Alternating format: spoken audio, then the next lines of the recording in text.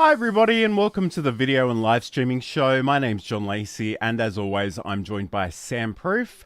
On today's show we're going to navigate some of the many podcasting options there are out for you these days. So if you are thinking about starting a podcast in 2024, if you want to think about how you might create some episodic content, if you wonder if you should even be using the word podcast, we're going to unpack all of that today. So Sam, welcome. How has your week been? I know you got up to some very exciting things during the week. Yeah, it's been an interesting week. Amanda was homesick until today, so she was home for 4 days, meaning I was like double duty parent, doing like all the runs with the kids and stuff, and trying to do other stuff, and that was something. And then yesterday, I got to sit down with Rob Greenlee over on the StreamYard podcast. Possibly a podcast, I would say, because I don't think he actually puts it out anywhere other than YouTube at this time. So a long-winded chat. No, actually, he does he? Sorry to correct you, but he does actually do that as an audio podcast as well. So if you did miss it, you can watch it or you can listen to it later on. So I thought he said he hadn't started that yet. Okay, yeah. Because I was like, I thought it was. It's definitely My well. bad, I my guess bad. the thing is, it's live on YouTube. I think it'll Yeah. probably take a few days for it to get to the audio world. But yes, that Nice. was very exciting that you got to hang out Yeah. with him and sort of reflect on in some ways, some very similar YouTube experiences. Even though you're predominantly a video guy and he's more of an audio guy. But again, Yeah. it's probably great background for the conversation we'll be having today. Definitely. So I think it leads right in. Yeah. It's interesting because he comes from that podcast world and I come from the live stream world, and where we divert, or where our Venn diagram exists was a good conversation. So what's up with you? It's again same old, same old. I haven't been able to do as much as I wanted this week, which is kind of the story of my life. But I'm hoping to get a few more things done this weekend. But let's just check in with the chat, and if you are watching live, hashtag Team Live is always appreciated. Hello to Saeed, the facilitator over on YouTube, watching from Germany, where he's on Team Tired. And I should mention too that Saeed actually was on his first YouTube live events in the last week. That was really cool nice. to check out. I watched that one yesterday. And hello to CG, who's joining us over on Twitch as well. So it's great to have your company today. I guess, this is potentially a very, very big topic, and we're going to do our best to sort of unpack it. But as we get started today, I kind of want to just be really honest and open about this. You've got a lot of choices, but there are no right or wrong answers. It really depends on what's going to work for you and what's going to work for your audience. So I know there are a lot of hot, spicy takes online about it's not a podcast unless it does X, Y, and Z. And if you feel that way, that's fine. I don't think it's really that useful to worry about that, but just be aware that there are people who have been doing podcasting since 2005, and they're very set in their ways, and they might be a bit confronted by some of the newer options. But really, I think it all comes down to what works for you. And Sam, you were reflecting on that conversation you had with Rob Greenlee in terms of, the convergence of all these mediums. So how do you think we should sort of think about these things moving forward? Yeah, I mean, this is something I said on, his show, and I've said this time and time again, is know what your main product is, right? Are you an audio podcast first and foremost, or are you an interactive live stream? If you're going to do this as a live stream and turn it into a podcast, is the podcast the product, or is the live stream the product? Because it can't be both. They take different requirements, right? Like, you can do them both together, but to put the best effort, your best foot forward and make one product the best, you really have to establish, is this going to be what happens at the very end, or is it the thing that I take from, I put out there live on the internet? Because you're going to do different things with that. If you're going for that audio or even video podcast after the fact, then you may approach the live stream differently. And if you're going for the live stream first, you're going to put more effort on utilizing the interaction between your audience. Either way, you're going to use it. But for a live, experience, you really have to stay on top of that chat. You really have to be able to keep an eye on it, answer all the questions, make everyone who shows up feel that it was worth their time to show up live. Whereas with, the audio version, you can sort of pick and choose what are the best possible questions for me to take on. You may even be like, hey, we're going to do 10 minutes of this segment and then I'll answer questions, just because you may need to do that for an audio podcast. So there's a lot of things I think to sit down with and, decide before you approach this. And I guess the thing I kind of alluded to earlier was that in some ways there is this convergence, and it probably doesn't matter too much what words you use, but what does kind of matter is that people identify in different ways, and some people identify as podcasters, and some people identify as YouTubers and live streamers and video makers, and those identities run really, really deep. And I think in some ways and there's nothing inherently wrong with that, but I just want people to not get too hung up on those identities and just think about what is the best way to share your information, especially if you're giving it away for free, with your audience. Right. And just be aware that everybody has their own consumption preferences. And even as somebody who loves sort of videos and live streams, the truth is I listen to so many more audio podcasts for the simple reason that I can multitask while I listen to them. Yeah. So in some ways, and we'll talk about this in a later segment, but in some ways, to the extent that you're able to give people different options, I would encourage you to probably do that. But I guess the other thing too is that... and I completely lost my track of thought on that one. But I guess the thing is, people have these preferences. We want to give them options. We don't want to constrain them too much. And I think that's something I talk about on Build a Presentation Muscle, my audio podcast, which we'll sort of talk about later as well as a bit of an example. But it is important, though, in the sense that people need to know where to find your content and how to enjoy it. So I guess that's the thing. If they need... if they need to go to a specific website, if they need a special app, if they need to register and sign up, just let them know where it is, how often they can expect it. And, that way you can actually become a part of your audience's, weekly routine. So that in itself is incredibly useful. I'm just going to go to this comment from Saeed. So he's wondering, would this show also work as a podcast? I mean, repurposing. And we were going to get to this a little bit later, but I think, Sam, you might as well speak to this. So we don't really advertise this very much, but Sam does take this podcast as a video and does a certain thing with it. So tell us about that, Sam. Yeah, so we do turn this into a podcast. We trim off the tops and the bottoms, and we put it out there through Spotify, and it goes to all the podcast places. So you can actually listen to this after the fact. It's both a video and audio podcast that is available. I don't at this point put a lot of effort into editing it down and removing the ums and ahs and all of that stuff. So I look at this as a live stream first, and the podcast is really more of a, here's what you missed, but come join us live. Absolutely.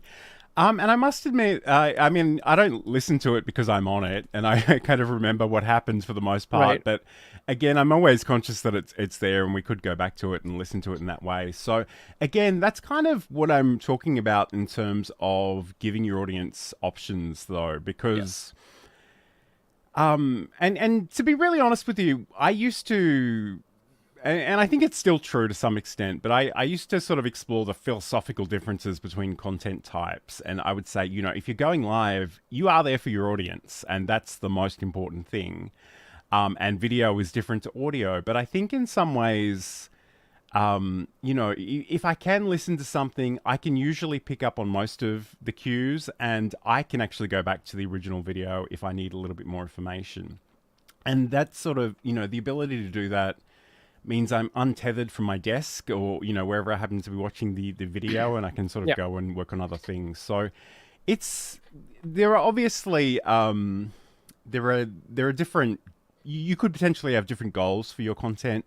You might want to push people to specific platforms.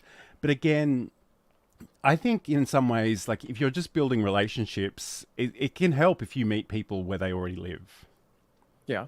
I think it's a good point that you made about, listening to podcasts, like when you're on a commute and stuff like that, where you're not actually visually paying attention to something, or you wouldn't have that ability.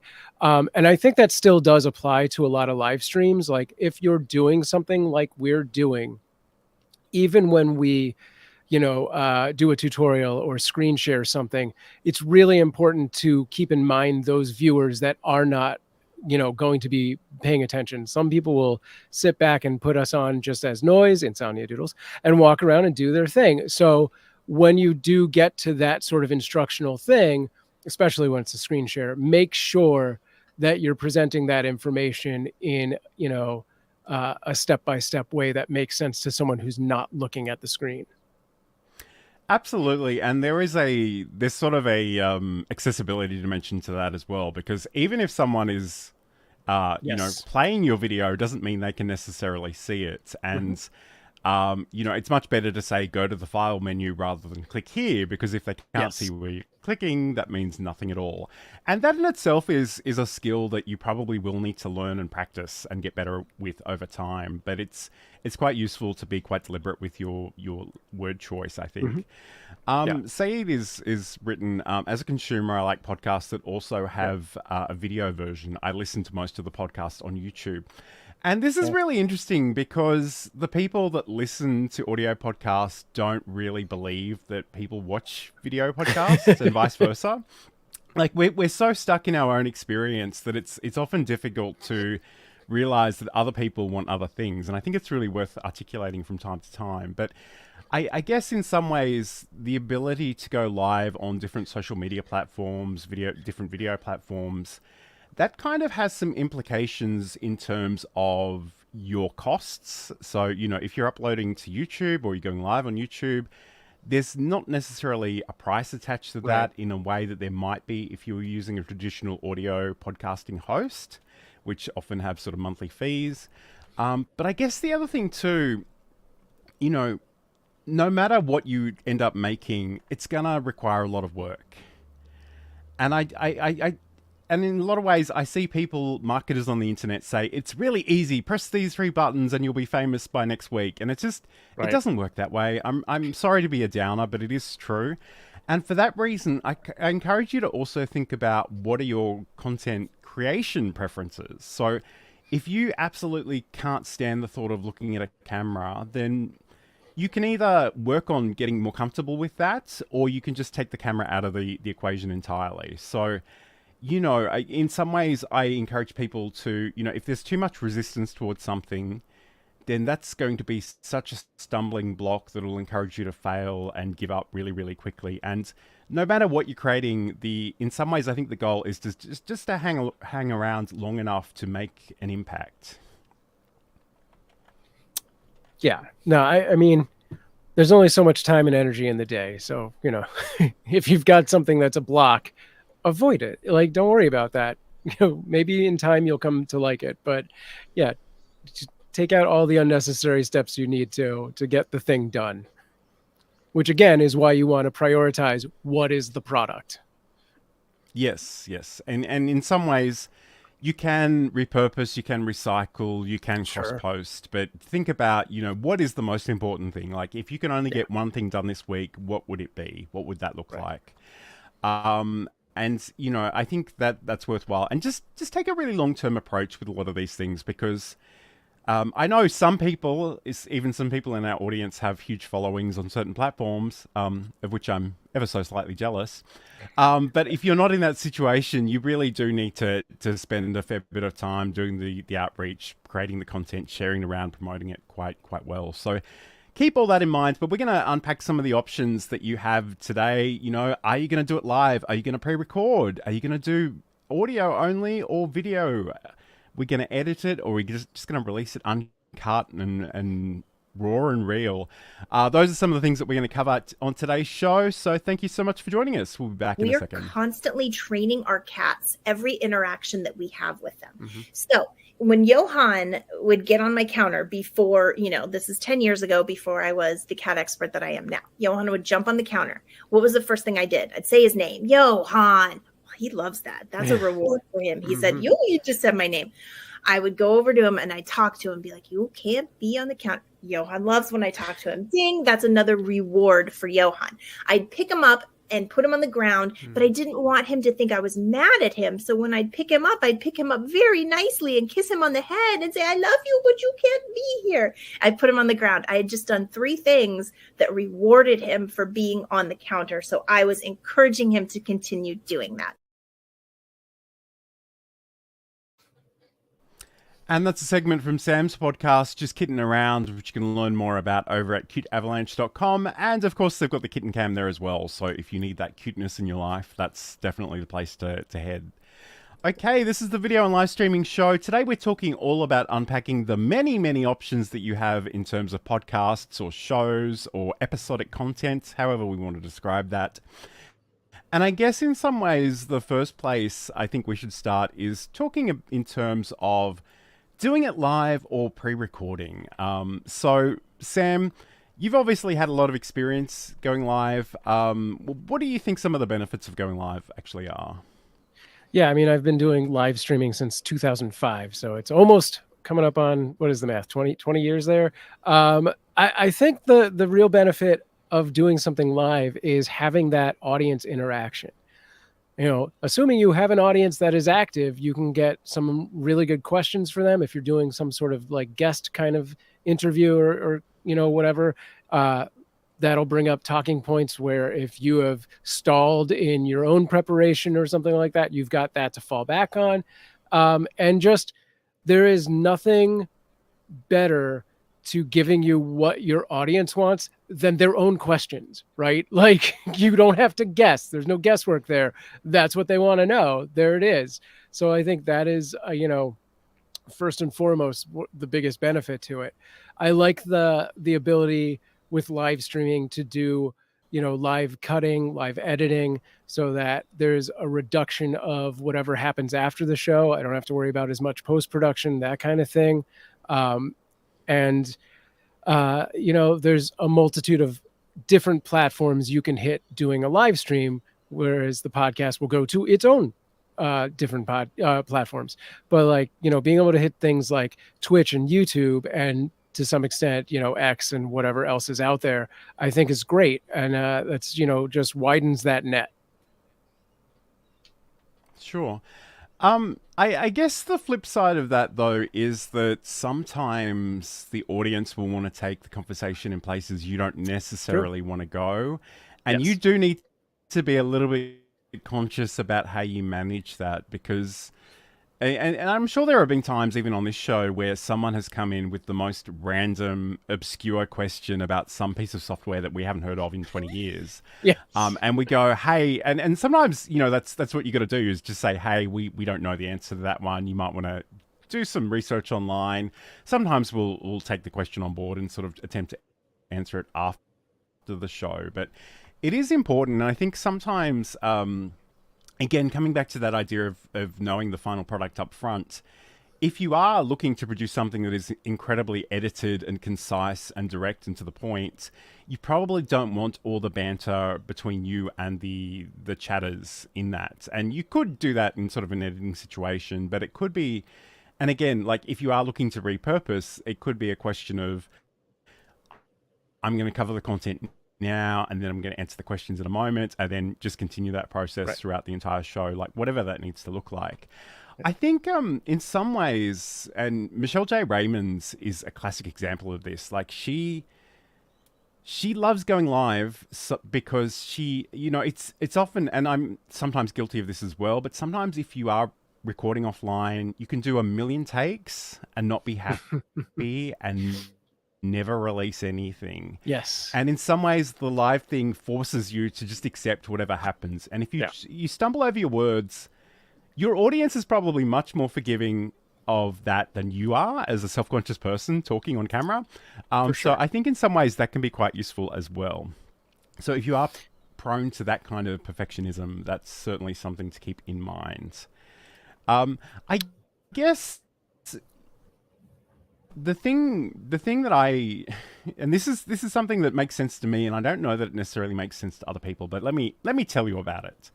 I'm a big fan of thinking about a subject for a week, going live and then also doing some edited content at the same time while it's fresh in my mind. Whether those things go out at the same time or different times is a whole other question. But in some ways, I think while your mind is processing that subject matter, it's a really great opportunity to create a number of different pieces of content. And again, it could just be a matter of recording those at that time and maybe editing them or publishing them later on. But I think in some ways, and in part because, you know, things will go wrong and sometimes you just have to redo something.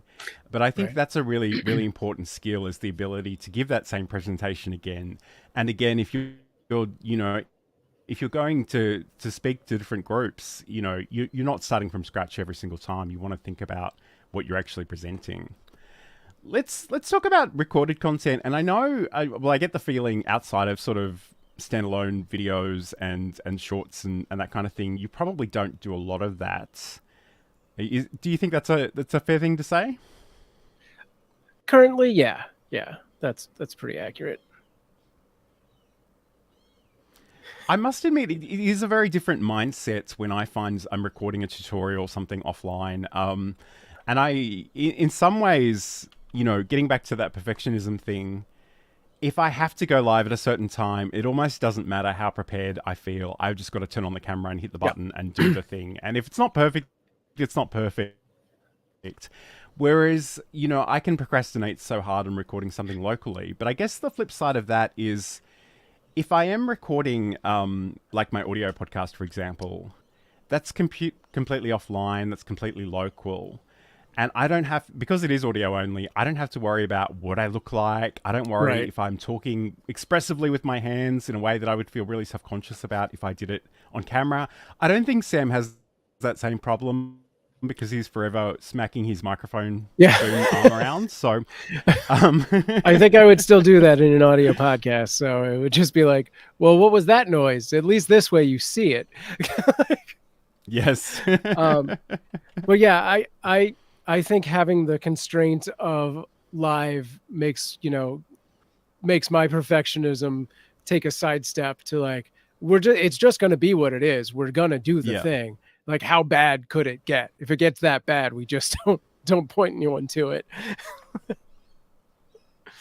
Sure. And I guess the other thing I want to sort of mention is that you can record stuff and then bring that recorded stuff into your live events. And not only is that a great opportunity to demonstrate software or to show concepts or, you know, show things in their real context, but it's also a great opportunity for you to catch your breath and have a sip of water. And, you know, I've mentioned in past shows, that's kind of why we do those promos in between these segments, because it gives me a couple of minutes to switch between different backgrounds and get ready with the banners and that kind of thing. So again, you know, I see a lot of people with these be right back sequences, and those are great. But if you kind of know that you're going to need a moment in 5 or 10 minutes time, if you can sort of think about that ahead of time, that can be quite useful. Yeah, the viewer experience on having some, like a clip or a bunch of clips to watch versus just like the empty gaming chair with a BRB screen above it is a big difference. Like, you know, give them something to entertain. Like, use that time wisely. Absolutely. Okay, so this is the video and live streaming show. Today we're talking all about unpacking the podcasting options, the show options that you have available to you. And I have heard a little bit of a rumor that somebody in our audience might be starting a podcast. So I'm curious to see if we can get a response out of that person, but we'll see how we go. We're going to come back and talk about, you know, some of the video versus audio options that we have available and how you might want to think about working with those. And then I looked at the first assessment, and the first assessment was record a 5-minute video, and it was a pretty simple introduction of yourself. There was nothing exciting. I didn't have to research. It was just a 5-minute warm-up, and I freaked out. That course is still sitting in the cupboard beside me. I see that stack of papers and I almost rock in the corner. It cost me a lot of money to sign up, and I threw the whole course away.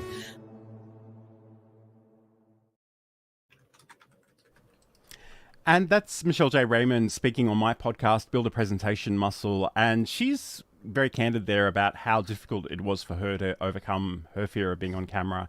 And again, like, she's literally just spoken at Social Media Marketing World in San Francisco. Yeah. So clearly it is something that you can overcome. So that's really awesome. Okay, so today on the show we're talking and you can learn more about that over at johnlacy.com, but today on the show we're talking about unpacking some of the podcasting options we have, and I think we need to talk about audio versus video. And again, this is something lots of people have feelings about, and again, I don't want you to get too tied up with any notion that you've heard from anybody online. First and foremost, do what you're comfortable with, do what you want to do. If you don't have a boss or a sponsor telling you have to do a certain thing, it's kind of up to you. Make sure you respect those laws and copyrights and terms and conditions, but otherwise, it is pretty open. So I guess, like Sam, you do almost I think practically exclusively a video. So maybe let's start there. What do you think people gain by being on video and showing up on camera? Yeah, I think there's just a bigger connection happening for your viewer. Like, they see the face and there's just a human connection to be made there. I mean, maybe some people have very nice voices, but I think first and foremost, people are going to look for eyes and get into that. So it could, who knows, that could be a good and a bad thing. I don't know. But yeah, I think having that there is an instant connector. Also with video, especially like sites like YouTube, your discoverability is a lot higher in a lot of ways than a typical podcast. Like you're going to rank higher in Google searches and stuff. I think Spotify's pretty good, but typically the YouTube will start to rank higher because it's a Google product. And also people will use YouTube itself as a search engine. So you're really being searched for in two different search engines that are the top two search engines, as opposed to if you just put out the audio podcast, you're only going to rank in Google and whatever else. So I think those are some pretty big, starting points on that. Also video just gives you the ability to do a lot more things like, screen sharing and product demos and like having that visual reference of whatever the thing is. So you can be a little lazier in your verbiage if you need to be, but it's just a different opportunity. Sure.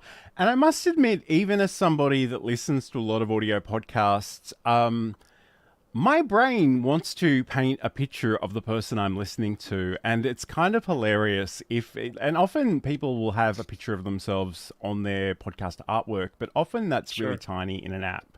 And my brain will just invent what I think this person looks like, and eventually I'll see them and realize it looks nothing like what I imagined. So in some ways, I almost encourage you, even if you are doing the audio thing, make sure that people can actually see you somewhere to get a better sense of who you are, that they don't invent too much on their behalf. But I mean, in some ways, and this is, I guess, potentially true of both video and audio, but if people are listening to you with headphones, that's a very intimate experience. You're sort of speaking directly into their ear. I guess in some ways, Sam spoke about prioritizing for the particular products that you are basically building towards. And I guess for me, as much as I appreciate that this show goes out as a video you can watch on Spotify or as audio that you can listen to on most other platforms, I can be a bit of an audio snob at times, and I'm kind of, in some ways, if I turn the video off, I can just focus on the audio. I can just think about the normalization and the compression and the effects and the timing and that kind of thing. And I think, the thing that my friend Josh Liston would say if he was here, and he never is, but I invite him every week. But he's an audio podcast creator and editor, and he has a business that offers those services. And I think in some ways, he would promote the idea that this is very much an art form, and you're sort of painting a picture, even if it's, something that people might need to imagine inside of their heads rather than literally see. So I think that's really worthwhile to consider as well. I did kind of already mention this, but I think it's worth mentioning again.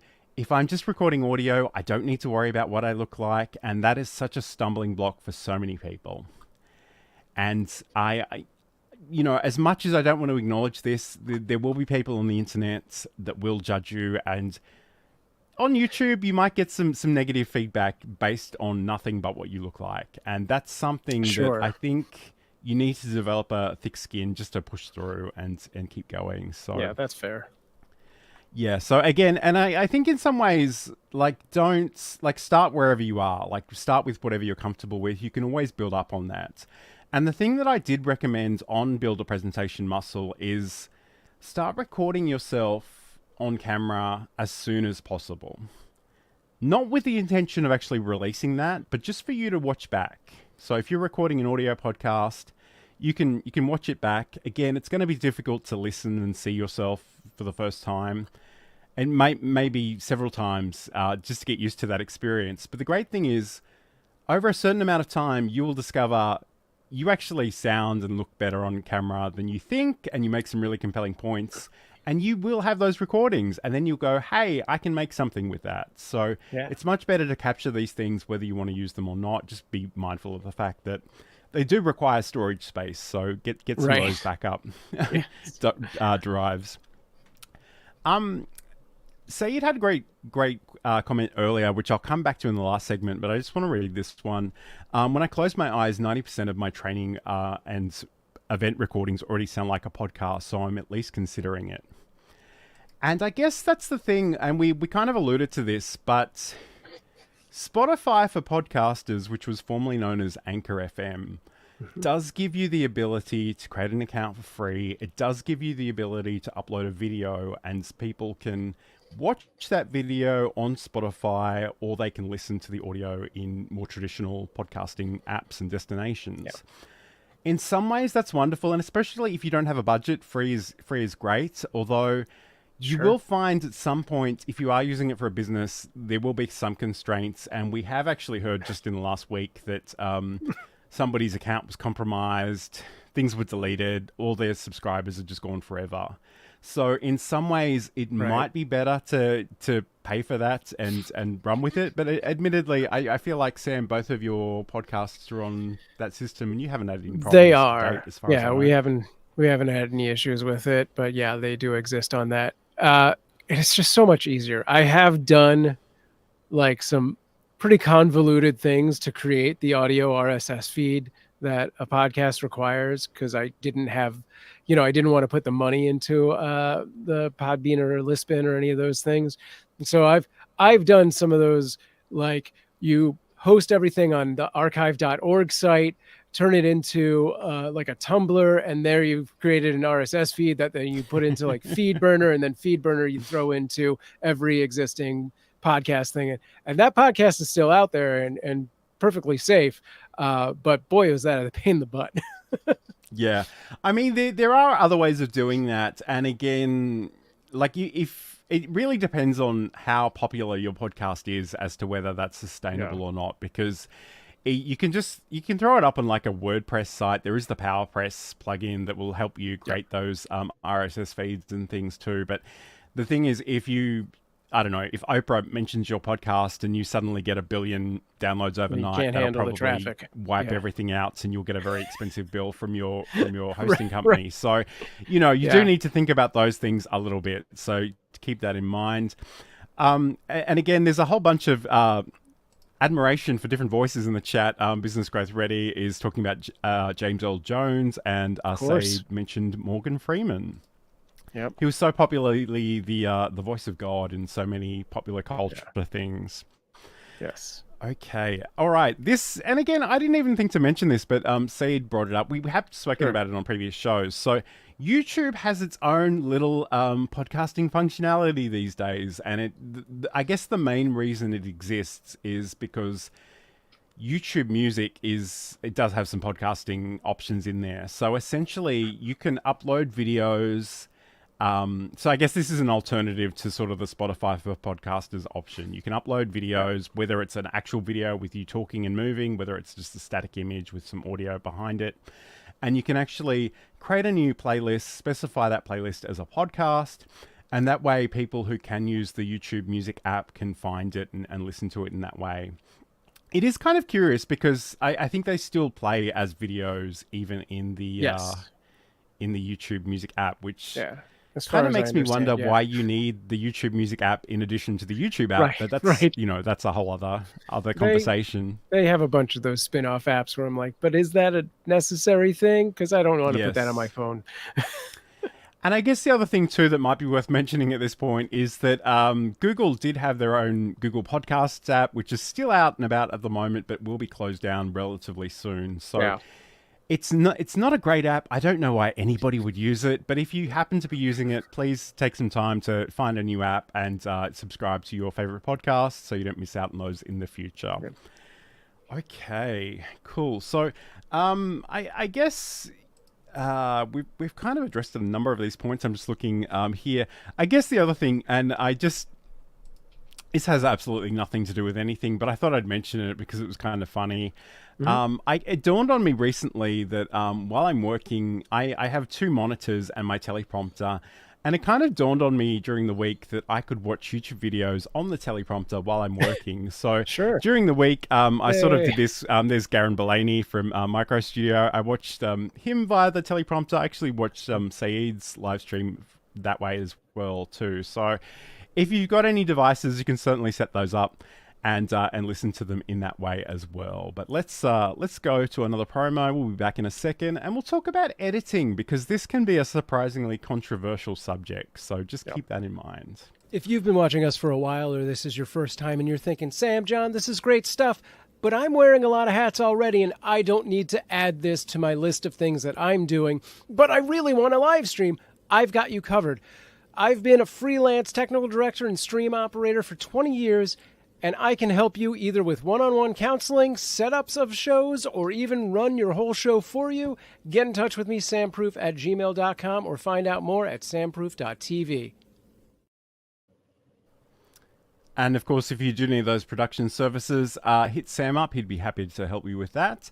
I just want to go back to a comment from Saeed from earlier. So podcasts with guests are always nice, although some of them are just interviews and not conversations. So this is probably where Sam and I are going to vary a little bit, but I'm curious, Saeed, if you can maybe type in the chat what you think the distinction there is, because I guess in some ways, you know, you have the interrogation approach, which is question, answer, question, answer, question, answer, and no follow-up questions as well, which I think is often a missed opportunity. But I guess on the other side of that spectrum, sometimes people just talk about whatever pops into their head and it's not necessarily relevant. And again, this is the part where I get a little bit frustrated because I feel really time poor and I kind of want you to stick to the topic. So how do you feel about that, Sam? Yeah, I mean, I think I'm somewhere in the middle of the whole thing where, you know, I definitely have a structure, like topics that I want to hit when I bring someone on to talk to interview. But I like to, you know, go where the conversation goes and take questions from the chat and things like that. So I definitely feel that I'm lean more into the conversational side. But at the same time, I think just my ADHD is like, at a certain point, I'm going to forget what the hell we were talking about. And it's just going to need to go where it goes.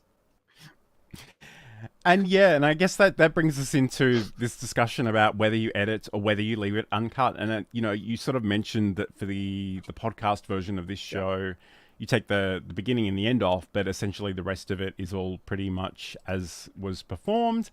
I guess for me, and again, like this in some ways, I almost feel like this is a personality flaw on my behalf, but I don't want to hear a lot of random stuff. I really want you to be focused. And I know some people really struggle with that. And I just can't listen to them for any extended period of time. I'm like, please stick to the script. I guess I like things structured. And I impose a lot of structure on Sam in this show. And he's very gracious about it. But I mean, I feel like having constraints is a benefit. Like anytime you establish these are the rules, then great, you know, otherwise I will go and do X, Y, and Z and be like, whatever, there's no rules. I can do everything. Candy for breakfast, you know, like, so yeah, I like the limitations. I think that's fine. And again, I kind of feel like if you're not going to edit after the recording, you kind of need to edit a little bit up front. And I think that's about putting some structure in place. Again, you know, I'm sure everyone in the audience understands these 4 segments we have on this show. And, you know, some weeks they're really deeply defined and other weeks we really just wing it. But, you know, I hear a lot of particularly audio podcasters that will literally just talk for an hour and then they'll cut it down to like 20 minutes. And I actually like editing, but I would find that incredibly frustrating. So when I create, especially if I'm making like a short video, like I script things out. I know the points I want to hit. And I don't want to do too many takes, because that was something that's always been very frustrating for me in the past, is like, sometimes I will get so fed up trying to get the takes I want that by the end of them, you can see how angry I am. It's kind of hilarious. So, you know, often I will just, you know, I will have things written out. And I guess that was where the teleprompter first blew my mind, was that I had, you know, 2 or 3, I think it was probably only 1 or 2 minutes, but I literally did it in one take in real time. And it was great. And I know a lot of people have feelings about reading, and I'm going to talk about that on the podcast because it blows my mind how many people are anti-reading. And I think much of this comes from the fact that they can't read well out loud. And I think it really is a skill you probably should invest some time in. But just going back to the comments. So yeah, Said's saying, yes, interrogation is what I meant. It sounds very prepared and rehearsed. Also, if it is only about the guest, why should I listen to your podcast? What's your role as the host? This is a great question. That's a good question. Yeah, for sure. You know, it's funny because I recently was the guest on 2 different podcasts that both had, I think, the far ends of these spectrums, whereas the Rob Greenlee one was very conversational, almost to a fault, where, you know, we just wandered wherever the chat went for the most part. There was a topic, but we definitely like had to reel it back every time. And then I was on the Affluencer podcast 2 weeks ago, and that one was almost like, here you go, Sam, here's a softball, you talk now. And I was like, that's fine for me, because I want to talk about myself. I came here to do that. But yeah, I could see that as like a listener, like, who cares? Like, what are you, the host, adding to this conversation? Nothing. No offense to Brett out there, but I do feel like those were very extremely different experiences. And I think that's, you know, something that is, as a host, as a producer of a podcast, something you really need to pay attention to and see, you know, A, what is it that your audience wants? And B, how do you or your host offer that, you know, like offer expertise on that subject, you know? And yeah, I think that's a really good point. And I think that's like there is sort of just a networking dimension to interview shows, whether they're audio or video or both. So, I mean, it's great outreach, but I think a lot of the recommendations I've been hearing lately is that you kind of, especially if you're positioning yourself as the expert, you kind of want to have some solo content. You kind of want to talk about the things that you know, and that's not to say you can't supplement or you shouldn't supplement that with other experts in other areas. But it's just something to keep in mind, because in some ways there is that danger that you just become a professional interviewer and that's what you're known for. And if you're not like a talk show host, then, you know, that could potentially be a problem. I guess the other thing, like Said comes, you know, his whole thing is, you know, we get together, we have a lot of fun. And especially in the business world, on the business platforms, people are a little bit scared of being, you know, carefree and saying the first thing that pops into their head, often for very good reasons.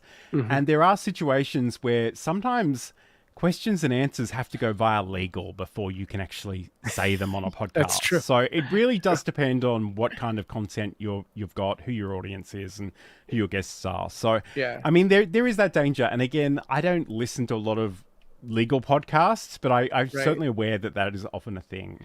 Yeah, I mean, I would, you know, like with Cuteavalanche, we do chats, which are not the same as the podcast. These are just, we get on live stream and talk to the audience. And the amount of times that we have gotten a medical question where we have to be like, listen, we're not veterinarians. We cannot really give you an answer to this. You know, it's a lot, you know, like you don't want to take that risk as a host to like offer someone information where something bad could happen that is not the intended outcome. So yeah, you definitely have to be careful with things of that nature, and know what your limitations are.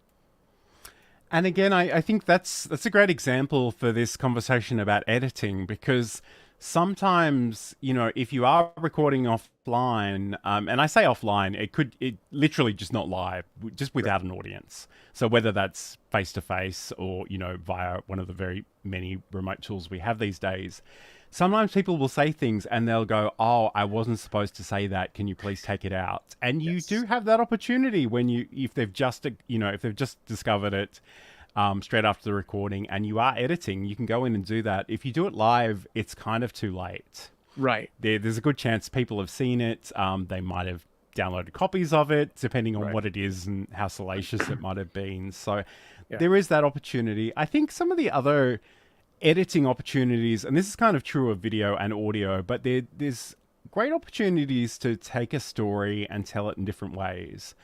And sometimes, if you're talking to a guest, you can ask them about their career and they'll give you this chronological thing. And, you might listen to that later and go, there are certain themes I really want to pick up on. So I'm going to start at, modern day career, and then we're going to do a bit of a flashback to the beginning of your career. As long as you're not sort of substantially changing the thing that person has said, that can be quite engaging. There's also the opportunity to take out the ums and ahs. Again, that's not something I particularly encourage people to become neurotic about, because I think to err is human. Sure. I don't have a problem with that, and I've just come to accept that for the most part. If I'm not reading from a script, I'm going to say and ah at some point. It's a given. And I think in some ways, just giving yourself grace to be okay with that is fine. And Saeed's got another comment here. Sure. And again, I feel like this almost comes back to the thing Sam was saying about being a little ADHD. Saeed has written, I watched the podcast on YouTube the other day. It had so many hard cuts that it made me dizzy. However, the audio itself sounded fine. So there is this school of thought that you have to change things on your screen every 3 seconds to keep people engaged. And I have no doubt that appeals to some people, but it doesn't appeal to me. I think, it's the Mr. Beastification of video. Like, that is his thing. It is literally 3 to 6 seconds. He has a new cut, a new element, something's different on the screen. And I think that's fine if you're dealing with, a video that is 10 minutes or less, like a short video, even more so. But when you're dealing with an hour-long podcast, oh my God, yeah, that sounds like a nightmare to watch. I think take a cue from documentary filmmakers and go that route, where you have, a lot of slower cuts, like a lot longer.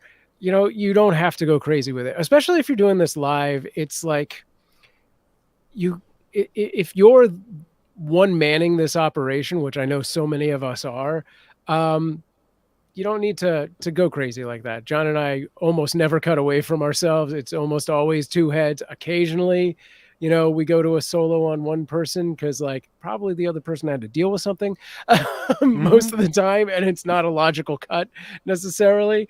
And a live streaming audience doesn't care.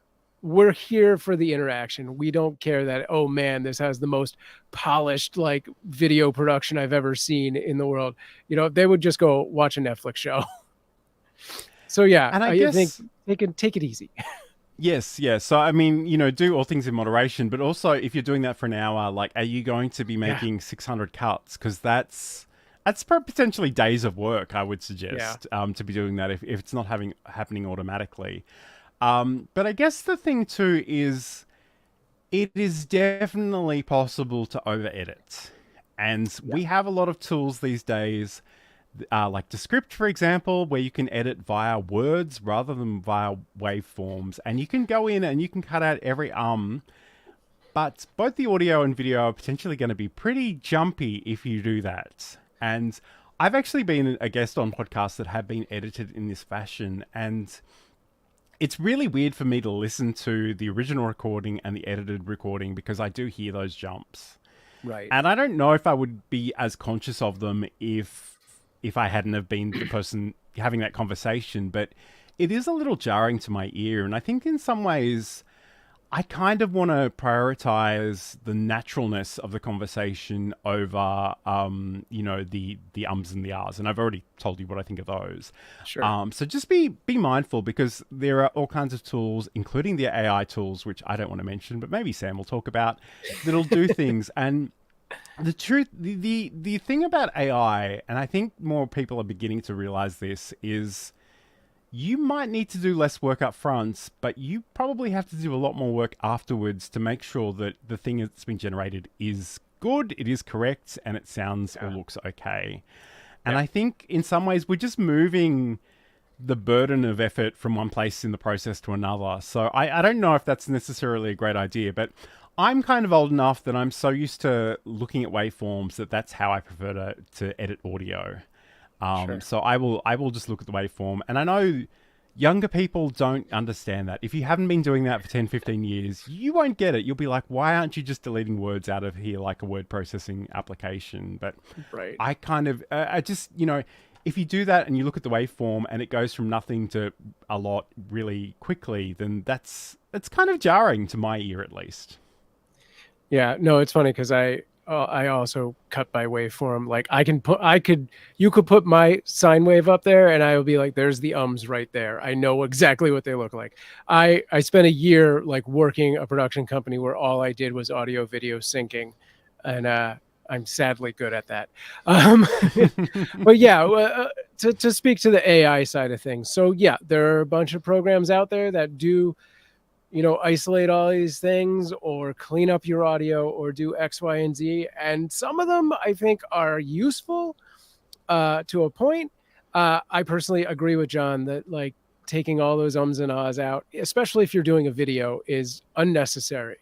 If there's a really long pause in there, then by all means, go with those cuts. But I still think you do have to manually kind of look at that, unless you're just turning it into short clips.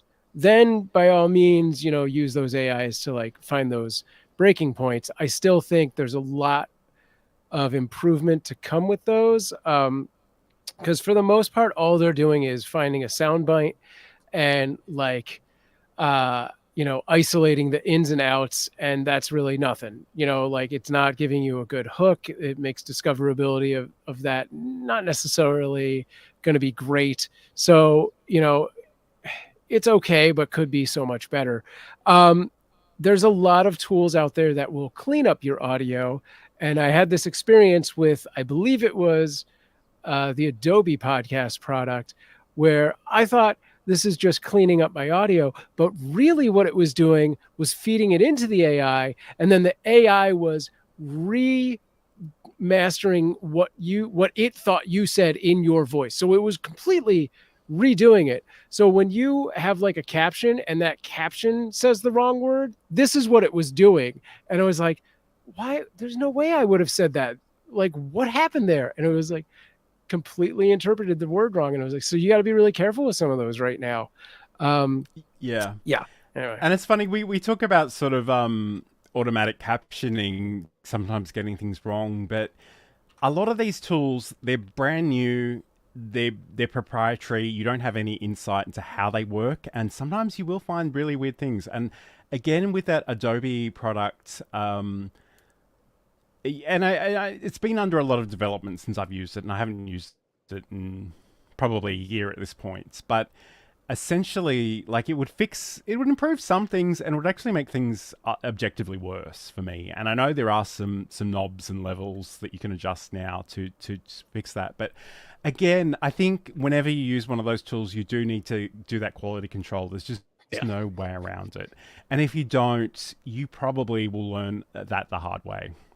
I guess the other thing too, I just wanted to mention, sometimes, like if you do have a cut, especially a video cut, that's a great place to put some sort of stinger or transition or B-roll footage over that to cover it. And I spoke to Michelle J. Raymond on her podcast some time ago, and I was just creating a short video clip to promote it.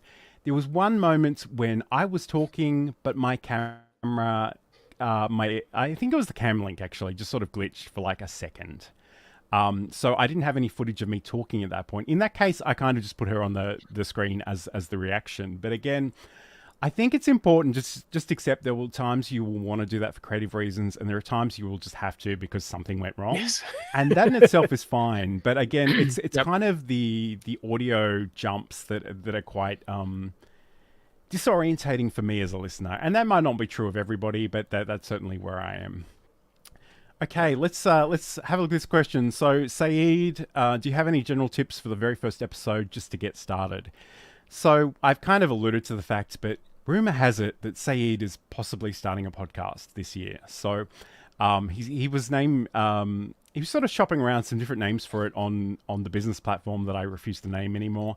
But again, I think it's really worthwhile to explore this. So, let me start with you, Sam. What advice would you have?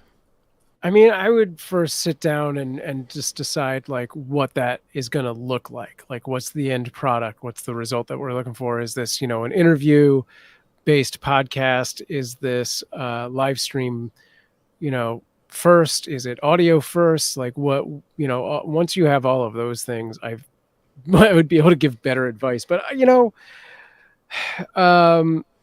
think, with Saeed specifically, he's already got so much experience with OBS and live in general that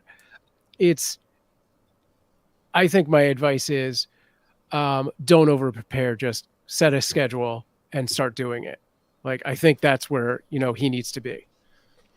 And this is the hilarious point at which I'll tell you to over-prepare everything, because that's just our different personalities. But I think in some ways, yes, definitely think about the release schedule, because, and it's going to take time. And I think the other thing I'd probably recommend is you think about how long this will be. Like, is it 5 minutes? Is it 15 minutes? Is it an hour? Like, whatever it is, can you do that on a consistent basis? Think about when you will be creating that, when you'll be recording that. Make sure you've got the schedule, like you've got time in your schedule to actually do that. Are you going to pre-record some episodes up front? But I guess getting back to your original question, I would introduce yourself. I would let people know what's coming in this podcast, who it's for, what's in it for them. And, think about scheduling things out, even if it's just for the next month. And just let people know, hey, we're going to be talking about Miro, doing Miro boards, or we're going to use Butter or OBS, like whatever it happens to be. Or maybe it's about having fun on camera, like whatever it is. Just let people know, like, just signpost what the experience that people are going to have a little bit, so they know what to expect, because they do need to sort of make a choice about whether that content is right for them. I do want to talk about this other question again from Saeed. I know people who record conversations in Zoom and simply publish them one-to-one as audio and video versions. They have a large following. I admire this approach of just doing and focusing on the message. Do you want to go first, Sam? I have a lot of feelings about this one. I feel like this, just doubles down on like, just know what the end product is. Like, this doesn't sound like a podcast anymore. This just sounds like content. And that's fine. If that's what you want to do, great. Just, again, it's just really knowing what that end product is and creating a schedule that you can maintain. As for the actual recording of, interviews via Zoom, I personally would not do that. I would use, if I didn't have this, free gift of StreamYard for the next few months, I would, use video into OBS, or if I'm strictly doing like, audio, I might look at Riverside or one of those other things. Discord is also better than Zoom, in my opinion, as far as audio video sync times and things like that. Sure. I must admit, as someone who consumes a lot of video and a lot of audio, this kind of gets to me a little bit, because I can be a bit of an audio snob. But the thing I've been forced to acknowledge is that I will listen to people talking into a tin can if I'm interested in them and all their subject matter. And it kind of kills me, because there are a lot of people that do this professionally that have the worst audio I've ever heard. Like, they make me nostalgic for Blog Talk Radio, if any of you even know what that is. Like, it is so bad. And I guess the other thing that I noticed, there are lots of podcast agencies that just have terrible audio. but they have terrible audio while lecturing you on why you should have good audio. And I think, do they not hear what they're producing? Like, is nobody Right. listening to that? And, you know, I try not to lecture people about audio quality, because Lacy's law of audio is basically the minute you start talking about that, your computer will default to something weird. And, you know, we've experienced that on numerous shows. Yes. So, but I think the thing that Said's question speaks to, though, is there is definitely a, you know, if you think about it as a continuum, there's caring a lot and caring not at all, and you probably want to be somewhere in the middle. If you care too much, you'll become too perfectionistic. You'll never release anything. And again, in a lot of ways, people are just, they're lonely, or they're bored, or they want entertainment and connection. And in some ways, prioritizing more content can be more useful than saying, here's your yearly podcast episode with, you know, thousands of hours of editing or whatever. So again, there's definitely a trade-off. And in some ways, it's just what works for you. But, you know, the great thing about this with any kind of episodic content is that you can change how you do any of this at any time. So it's really up to you.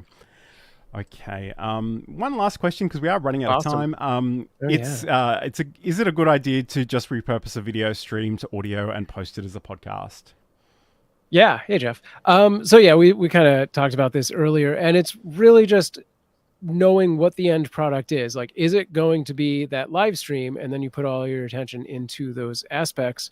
Or is it that audio podcast that you're going to do a lot of post work on? And either way, yes, releasing the audio podcast from that video live stream, I think, is good. You just have to know how you're utilizing it with that audience, you know, and making that audio so that you're expressing things in a way that somebody who's listening to it can understand, if you're talking about visual things or if you're showing a tutorial or things like that. And you're just using that as a, here's what you missed, join us live kind of thing. So you make sure you have that information in the description of that podcast as bumpers in the podcast, so that they might turn into those live video watchers at some point as well. Absolutely. Okay, so this has been the video and live streaming show. I hope you've enjoyed today's show. I know Sam has to run pretty quickly after this, so we'll start wrapping up now. But Sam, if people want to learn more about you and what's your content and connect with you on social, where can they go? Yeah, head over to SAmProof.tv and you can find all my social links at the top left there. You find me as SAmProof on just about anything except TikTok, which may or may not exist by the end of the summer anyway. And if you didn't hear enough about cats this episode, head over to Cuteavalanche.com and find our 24/7 kitten cam over there. Nice. And if you want to catch up with me, head over to johnlacy.com. Got a whole bunch of articles, and there are social links on the bottom of those pages. So again, thank you for hanging out with us today. Wherever you happen to be watching, don't forget to like and subscribe, or whatever you can do on that particular platform. Next week on the show, we're talking all about vertical streaming. We've had a lot of questions about TikTok and Instagram, so we thought it'd be a good opportunity to come together and explore a few of those. But again, we do kind of want to hear from you if you are looking to start a podcast or a video show or whatever it is. Let us know in the comments. We'd love to hear about that. We might even try to keep you a little bit accountable in 2024 as well. So thank you for your company. We'll be back next week. Until then, have a great week.